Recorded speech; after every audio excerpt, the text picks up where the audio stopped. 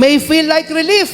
Iisipin mo, pwedeng solusyon ito sa iyong pagnanasang nararamdaman. The pleasure that it brings. Pero mga kapatid, it always brings lang guilt, number one. Palagi lang magdudulot ng guilt kapag tayo nag-give in na sa tukso.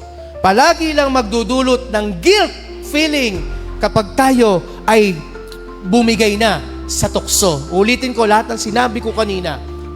Those are things na pwede tayo magkasala. Number two, break intimacy with God.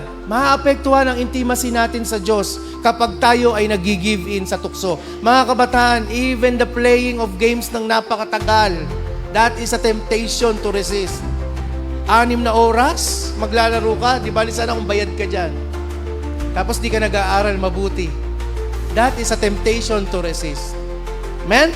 So, ibig sabihin, this temptation, it breaks intimacy. Sinisira nito, no, ang ating lalim ng pakikipag-ugnayan sa Diyos. And lastly, it weakened spiritual authority. Kaya pansinin nyo, pagtalo ka ng pagsubok, pagtalo tayo ng trials, at pagtalo tayo ng temptation, ano ang ating spiritual life? Mahina. Nakikita sa mukha. Nakikita sa bibukan ng bibig. Because the spiritual power hindi maka-operate. Bakit?